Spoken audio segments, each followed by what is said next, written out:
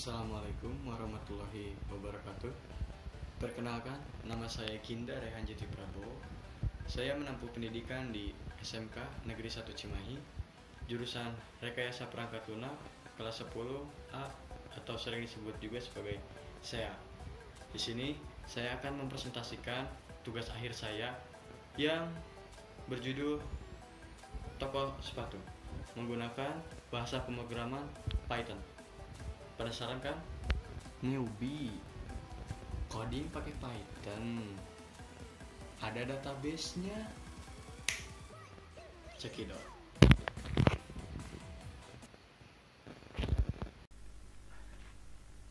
Jadi pertama yang saya buat ke dalam program saya, yang pertama adalah mengimport library ke dalam program, karena program saya ini tidak bisa dijalankan tanpa adanya library tambahan, yaitu jadi bukan library tambahan, lebih ke library yang tidak bisa langsung dipakai fungsinya, tapi harus di-download terlebih dahulu. Contohnya itu ada OpenPyXL, ada Reach, ada datetime. Jadi kita langsung mulai saja. Yang pertama saya menggunakan library time. Library time ini buat apa? Library time ini untuk mengukur waktu dan bisa membuat jeda atau delay dalam program. Import OS buat apa? Ya sudah pasti untuk berinteraksi dengan operating system, contohnya seperti dapat membuat file, mendelete file, bahkan membersihkan terminal. Kemudian ada OpenPyXL, ini tuh salah satu library dari Python yang cukup terkenal, yang dapat membuka dan membaca file Excel atau bahkan membuat. Kemudian ada from Reach import print. Jadi ini tuh kategori atau dari Reach import print. Reach ini tuh memungkinkan kita untuk membuat suatu UI, bukan UI, teks yang lebih bervariasi gitu. Jadi teksnya tuh bisa berwarna. Kemudian ada import pyxl.workbook. Ini tuh adalah import workbook dari pyxl. Ini tuh gunanya untuk membuat workbook baru atau buku kerja baru dari program ini. Kemudian ada from datetime import datetime. Ini tuh mengimport kelas datetime dari modul datetime. Kelas ini digunakan untuk bekerja dengan tanggal dan waktu dalam bahasa Python. Kemudian ini tuh ada pet ke file Excel. wbpet sama dengan os.pet.appspet. Appspet ini tuh apa gunanya? Ini tuh gunanya untuk mendapatkan pet absolut ke file Excel yang judulnya itu daftar pembeli sepatu.slsx. Kemudian saya membuat fungsi untuk memuat workbook atau membuat yang baru dengan nama fungsi load workbook dengan parameter wbpet. Jika pet ditemukan, parameternya wbpet, return atau mengembalikan nilai dari open. Jadi ini tuh memeriksa dulu apakah ada atau tidaknya. Jadi fungsi ini tuh memeriksa dulu apakah ada atau tidaknya suatu file Excel-nya. Kalau ada, akan dibuka langsung oleh yang ini, return open pyxl.load workbook. Jika tidak ada, file itu akan dibuat baru, yaitu di sini, yaitu openpyxl.workbook. Ini tuh gunanya untuk membuat workbook baru. Dan ini tuh sheet title, sheet 1 itu untuk membuat judul sheet. Kemudian ada sheet append, ini tuh untuk menambahkan header. Headernya itu header kolom ya. Ini tuh ada jenis sepatu, brand sepatu, nama sepatu, ukuran, nama pembeli, harga, waktu pembelian, harga jual, nama jual. wbsave ini tuh menyimpan filenya itu ke lokasi wbpet. Kemudian ada membuka workbook. Membuka workbook ini tuh memanggil fungsi load workbook dari load workbook. Kemudian sheet sama dengan wb sheet 1. Ini tuh memilih sheet dengan nambah sheet 1 yang sudah dibuka. Kemudian di sini itu saya membuat data sepatu dengan harga.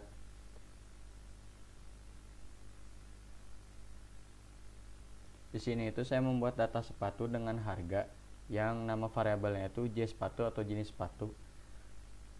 Ini tuh di dalam J sepatu ini tuh ada key utama atau key utama atau kunci utama yang seperti sneakers, slip on, casual, football shoes. Ini tuh namanya key utama ya, atau kunci utama. Nah, di dalam kunci utama ini tuh ada value-nya itu apa? Ini tuh ada Nike, Adidas, Puma, Vans. Nah, itu tuh namanya value.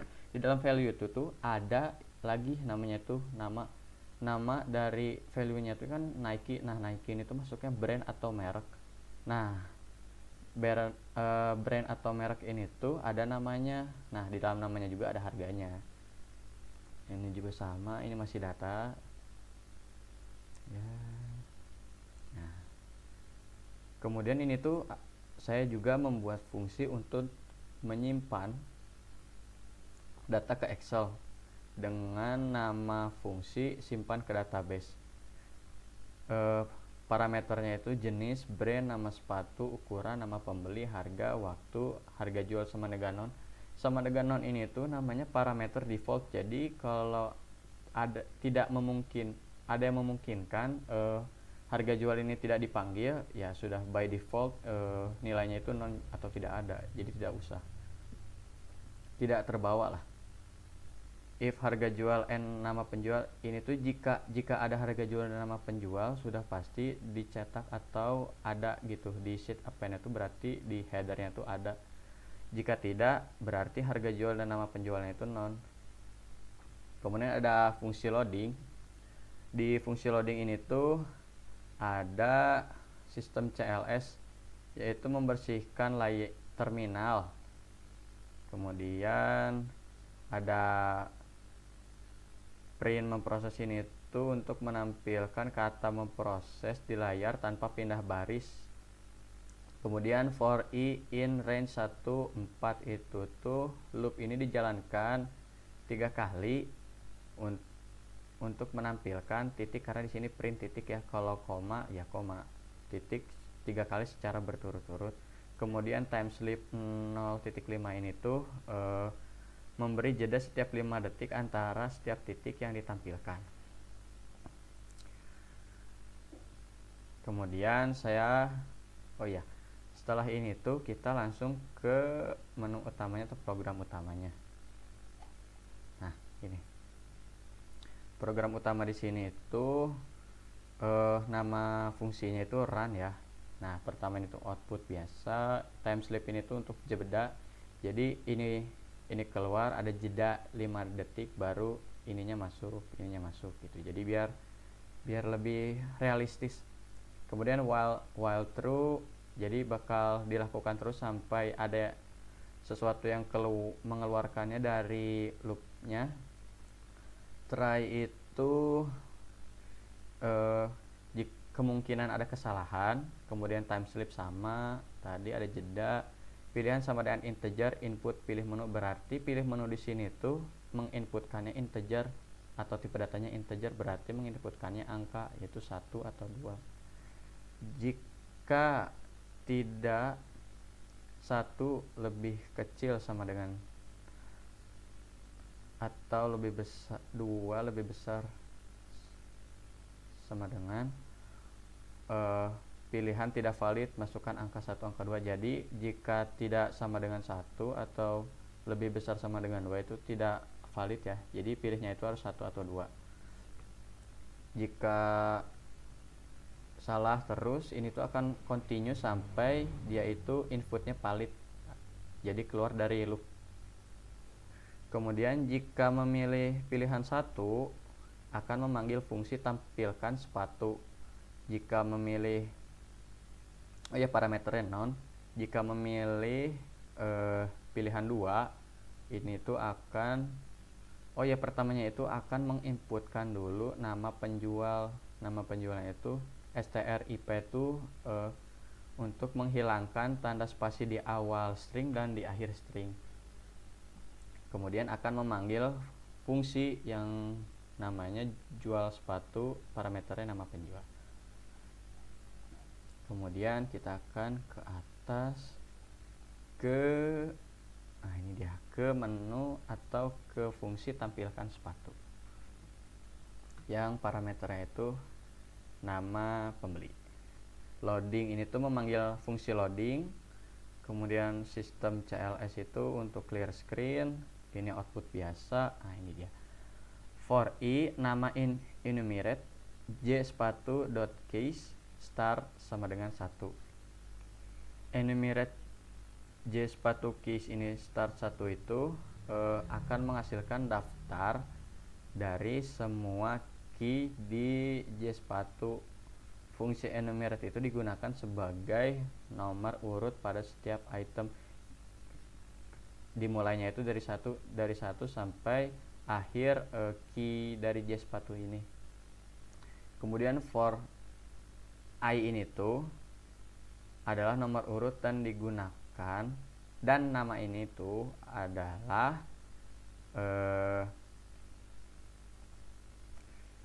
key dari nama jenis sepatunya. Nah, kemudian ini while true biasa menginputkan itu pilihan dari daftar sepatunya, terus return. Ya ini kalau if pilihan sama dengan 0 berarti sistem CLS itu clear screen, kemudian return run itu berarti kembali ke fungsi run, ke fungsi yang awal tadi, fungsi menu. Jika ini juga, jika tidak sama dengan 1 atau lebih besar sama dengan len itu tuh jumlah elemen pada sesuatu.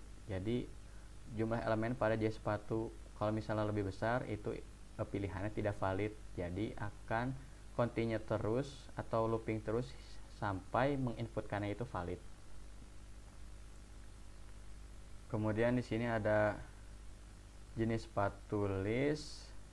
Ini tuh mengambil j sepatu atau kunci dari j sepatu, membuatnya menjadi list. Nah, di sini tuh ada nama sepatu sama dengan jenis sepatu pilihan dikurangi 1. Ini tuh kenapa dikurangi 1? Karena ini tuh berada di dalam array. Array itu biasanya atau indeksnya itu biasanya dimulai dari 0. Kalau kita kurangi itu jadi minus 1. Nah, jadi yang indeks 0 nya itu kan pilihan 1. Nah, berarti itu tuh bisa dipilih 1. Kemudian menampilkan fungsi tampilkan brand. Nah, ini fungsi tampilkan brand dengan parameter nama sepatu, nama pembeli.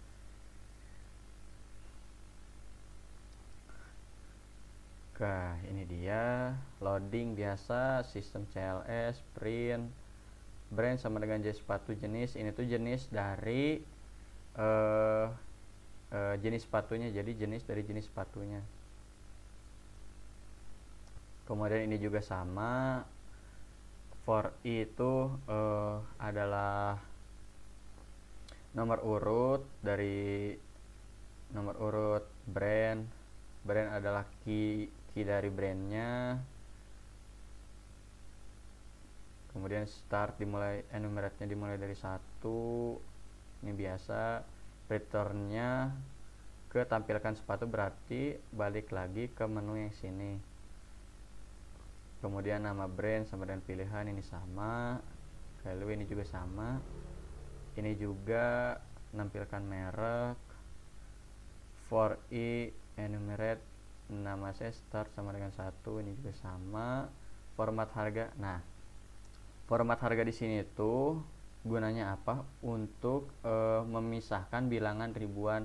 F di sini tuh termasuk yang namanya itu F string. Nah, jadi kalau misalnya kelipatan 1000 itu bakalan ada pemisahnya. Karena di sini saya tambahkan koma, berarti pemisahnya koma. Kalau diganti menjadi titik, jadinya titik.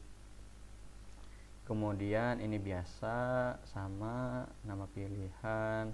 Returnnya tampilkan brand jenis non, berarti akan kembali ke yang sini.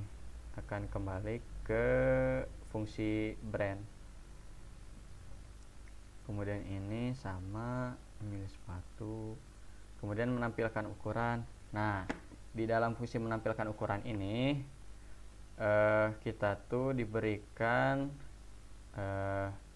datanya itu 10 ukuran. Nah, di sini tuh saya membuatnya ukuran dalam 2 kolom. For i range 0 length ukuran 2. Jadi ini tuh loop yang ini tuh digunakan untuk menampilkan ukuran sepatu dalam 2 kolom. Dan 0 length ukuran 2 itu memastikan bahwa iterasi itu dilakukan 2 langkah sekaligus. Jadi mengambil itu 2 elemen, jadi elemen 1 dan elemen 2 atau 1 dan 2. Kemudian if i tambah 1 lebih kecil length ukuran, memeriksa apakah masih ada elemen yang dapat dipasangkan dengan elemen pertama. Jadi jika ada 2 elemen yang ditampilkan, nah itu tuh bakal ditampilkannya dua ini dan dipisahkannya tuh dengan tanda yang ini atau garis yang ini. Jika tidak, print f ini tuh 1 i ditambah 1 ukuran i. 4 ini tuh maksudnya tuh 4 diantara 4 formatnya tuh, jadi 4 jarak lah, jaraknya tuh 4. Nah, kemudian ini while true, ukuran inputnya integer biasa. If ukuran pilihan sama dengan 0, jika memilihnya 0 berarti akan kembali lagi ke menu yang ini, yang memilih nama atau nama brand. Nah, setelah itu tuh, nah di sini meminta input nama pembeli. Di sini tuh user diminta untuk menginputkan namanya sendiri. Ini tuh ada strip atau string ip untuk menghilangkan spasi di awal dan di akhir string. Kemudian waktu pembelian date.now string ftime ini tuh untuk waktunya lah. Waktunya itu yang saya gunakan itu date, month, year. Jadi dimulai dari tanggal, bulan, tahun, kemudian ini jam dan menit. Terus simpan ke database ini tuh memanggil fungsi menyimpan database. Jadi jenis, brand, sepatunya itu namanya, nama ukuran, nama pembeli, sepatu atau terus harganya, waktu pembelian. Kemudian print, pesanan kamu telah berhasil diproses. Nah, kemudian ini ada hitung kembalian, memanggil fungsi hitung kembalian. Berarti ke sini. Hitung kembalian itu total harga jika while true. Terus bayar sama dengan float. Nah, ini tuh ya biasa, if bayar lebih kecil daripada total harga, uang yang dibayarkan kurang. Nah, ini tuh akan terus continue atau akan terus looping hingga yang diinputkannya itu lebih besar daripada total harganya. Kemudian sudah masuk ke ini, menanyakan kembali apakah ingin membeli sepatu yang lain. Ini tuh inputnya tuh ya atau n, terus strip dan lower itu tuh agar tetap gitu menginputkannya itu walaupun besar, ke inputnya tetap kecil. Kemudian if pilih lagi y, sistem CLS, kembali ke pilihan itu ke tampilkan sepatu ke menu yang ini. Kemudian kalau memilih n akan return exit atau keluar dari program. Terima kasih telah menggunakan. Nah, itu adalah menu atau pilihan pertama dari menu ini. Menu kedua adalah menjual sepatu. Menjual sepatu itu di fungsi jual sepatu, parameternya itu nama penjual, loading, sama sistem CLS clear system agar yang sebelumnya atau fungsi sebelumnya tidak ada, jadi bersih. Nah, kemudian di sini ada try-nya itu kan kemungkinan kesalahan. Masuk jenisnya itu, jenis sepatunya strip itu menghilangkan spasi di awal dan di akhir string, nama brandnya, terus nama sepatunya, ukuran sepatunya, harganya, waktu pembeliannya, dan disimpan ke database-nya. Non yang di sini itu adalah nama pembelinya, tapi ditambahnya itu nama penjual dan harga jual. Dan ini tuh ada tambah opsi setelah menjual sepatu. Jadi setelah menjual sepatu tuh user bisa kembali ke menu utama atau keluar. Jika pilihannya satu, itu akan kembali ke menu run ini atau ke fungsi run. Jika pilihannya dua, itu akan exit atau keluar. Ya. Jadi segitu saja dari saya. Jadi ini adalah output dari program saya. Yang pertama adalah ini file tidak ditemukan, membuat file baru. Ini adalah cara kerja OpenPyXL itu.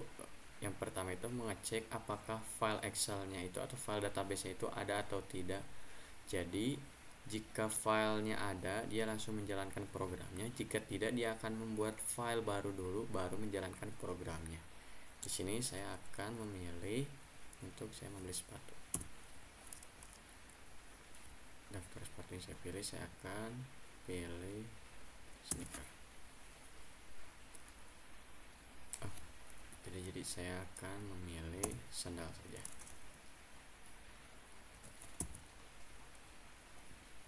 Saya akan memilih Havaianas. Ternyata terlalu murah. Saya akan memilih Crocs.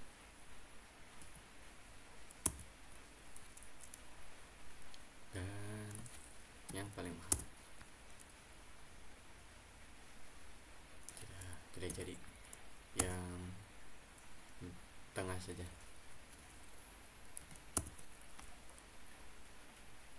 Saya masukkan ukuran yang sesuai dengan kaki saya. Saya inputkan nama saya.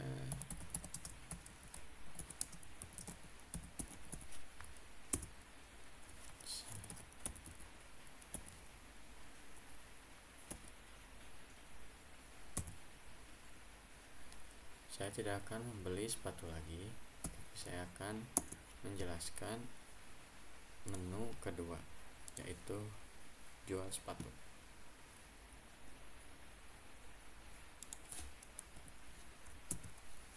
Saya akan memasukkan nama adik saya.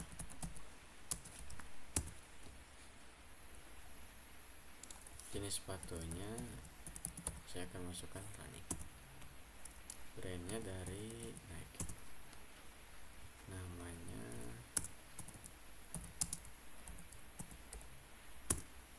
ukurannya dan harganya.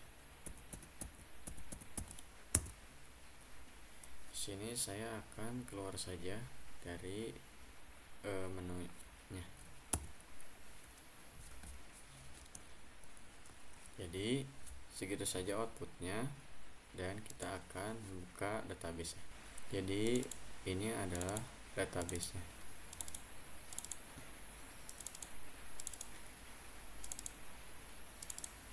Apa yang saya inputkan tadi semuanya masuk ke dalam file ini, dan semuanya sesuai dengan headernya masing-masing. Jenis sepatu, brand, nama sepatu, ukuran, nama pembeli, nama penjual, harga jual. Segitu saja dari saya. Gimana? Kurang menarik ya? Banyak kesalahan. Karena manusia tempatnya salah dan lupa. Wajar, manusia bukan nabi, boy.